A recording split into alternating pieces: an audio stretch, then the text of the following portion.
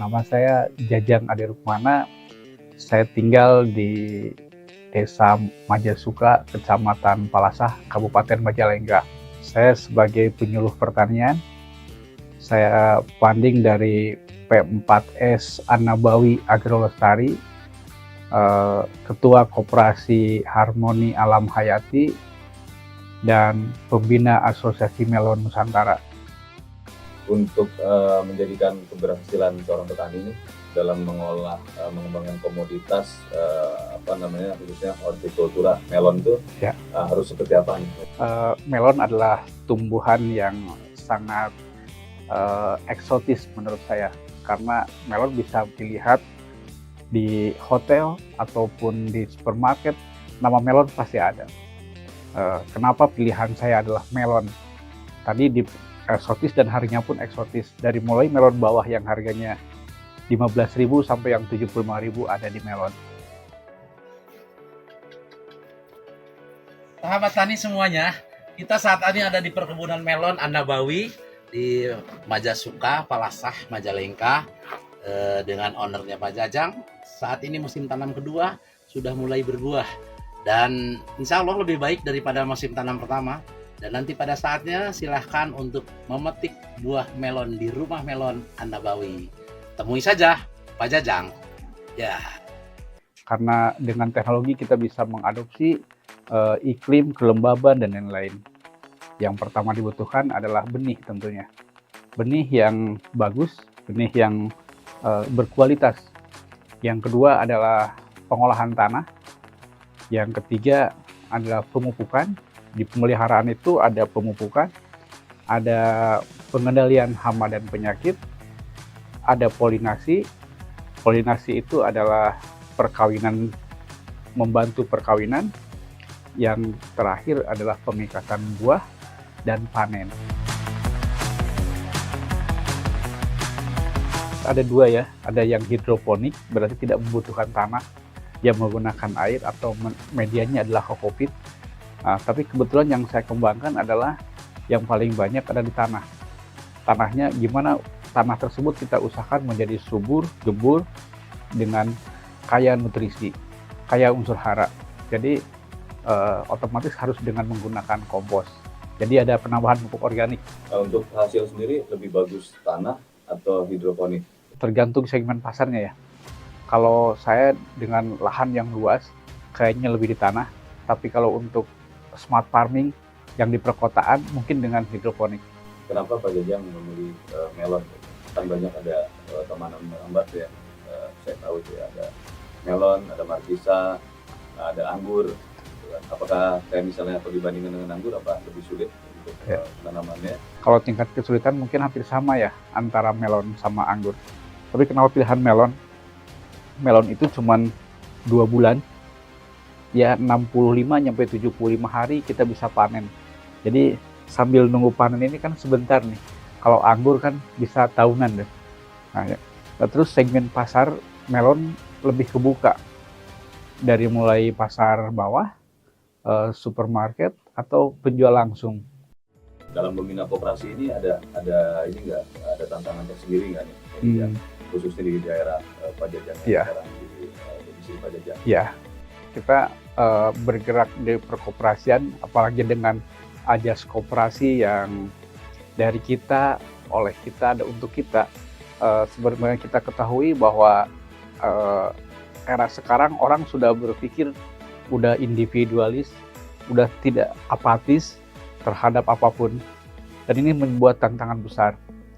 Apalagi sekarang dengan era digital yang sangat kencang, yang mengharuskan malah kita tidak fokus terhadap itu. Akhirnya saya pikir kita kembalikan bahwa ruh gotong royong yang ada di koperasi ini harus kita kembangkan lagi. Nah, hambatannya tentu banyak, dan saya pikir hambatan-hambatan itulah yang akan menjadi tantangan buat kami dalam mengembangkan koperasi.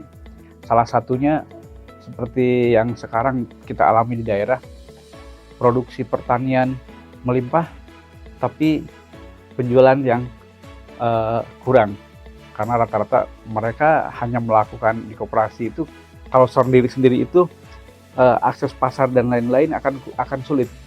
Tapi kalau berkoperasi, dari mulai penyiapan lahan, bisa gotong royong semua. Panen pun bisa ditentukan di saat sebelum memulai di koperasi. Ada kiat-kiat dari Pak Jajang nggak untuk mengajak generasi muda ini sekarang? Nah, jadi untuk mengajak anak muda ke depan, sadar mereka untuk ketahanan pangan atau swasembada itu seperti apa kira-kira di wilayah Pak Jajang? Anak Bawi.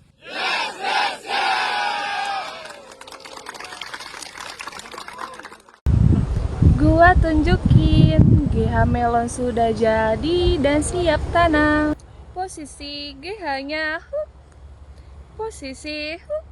Jadi guys, greenhouse di Anak Bawi Agro Lestari sudah jadi dan siap ditanami dengan tanaman melon. Greenhouse ini berfungsi untuk melindungi tanaman melon dari beberapa hal seperti iklim ekstrim, serangan hama dan penyakit, bahkan bahan kimia berbahaya dari udara sekitar loh.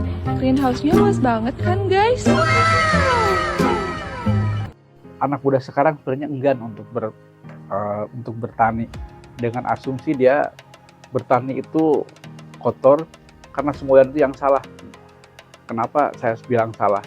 Kenapa logo petani itu hanya dengan topi caping yang kumuh gitu, nggak pakai Lamborghini, dengan topi koboynya menguasai ribuan hektar tanah, ratusan ternak. Saya pikir petani itu seperti itu gitu. Jadi mindset petani yang ditanamkan zaman dahulu mengkelirkan kami. Gitu.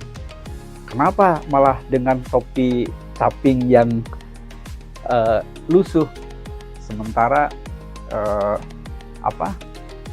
petani itu adalah salah satu krisis yang tidak pernah kena krisis, Om. Salah satunya saya yang ngalamin sendiri. Nah, itu yang selalu tanamkan ke teman-teman anak muda. Yang lain pergi ke kota, mencari kehidupan di kota. Saya pikir kita balik kanan gitu. Karena apa? Jauh lebih terhormat dan jauh lebih bisa ekspektasi itu yaitu di pertanian. Tapi yang tadi pertaniannya yang jelas harus terstruktur. Makanya mereka harus bergabung dengan koperasi.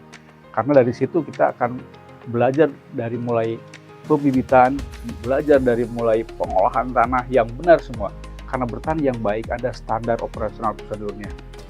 Tanggapan dari Pak Jajang nih dengan adanya digitalisasi nih, nah, ini kira-kira nih apa yang bisa dilakukan, yang bisa dikolaborasikan antara pertanian dan digitalisasi? Memang kita disadari atau tidak, kita harus ngikutin zaman yang bentuk kita. Era digitalisasi inilah yang mungkin petani itu harus, bukan mungkin ya, wajib versi saya untuk ikut. Karena apa? Dengan metode seperti itu kita bisa mengetahui pertama dari unsur hard juga pH tanah, terus bisa diketahui juga ini kelembabannya berapa, bisa diketahui juga nanti oh ternyata ini kepanasan nih. Mungkin dengan IoT itu kan sekarang IoT ya udah ada, apalagi tanaman-tanaman yang kayak di greenhouse gitu dan membutuhkan teknologi.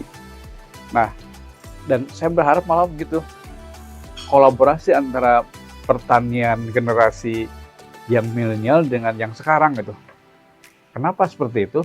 Karena ternyata proses digitalisasi itu sangat penting, terutama nanti di market. Nah, kan kalau dengan digitalisasi mungkin jadi tahu Majalengka sekarang panen apa, Bandung panen apa nih sekarang. Nah, kita bisa tukeran gitu.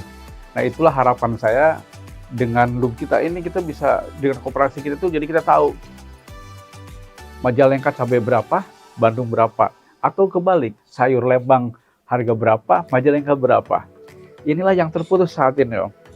Mereka yang menggunakan adalah hanya bandar-bandar atau kekuatan-kekuatan besar di situ. Sementara petaninya tetap tidak merdeka, Om. Nah, gimana caranya? Petaninya punya akses pasar sendiri gitu. Salah satu contoh, saya sering di kebun saya itu sering pasar terbuka. Yang saya hasilkan dari kebun saya sendiri dan dari petani sendiri, kita jual di situ. Petani datang, kita pangkas berapa item. Pengumpul, pasar, kita nggak usah punya toko. Dan dengan info pasar ini, dengan digitalisasi ini kan tinggal kita promo aja. Majalengka saat ini panen melon premium.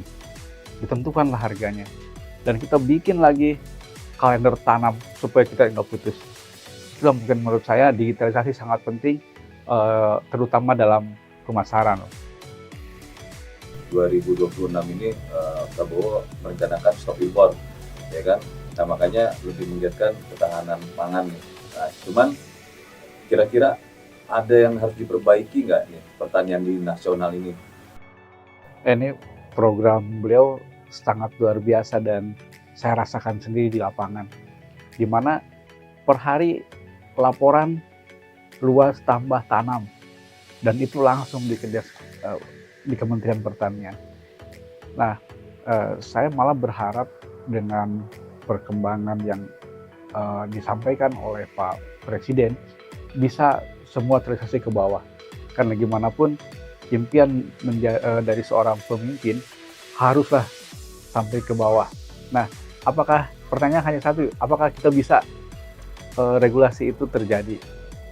Nah, yang kedua, mungkin kalau bukan ditertibkan ya, ada sentra-sentra khusus yang akan dilakukan terkait, oh ini petani pangan langsung seperti sekarang dengan ke Bulog.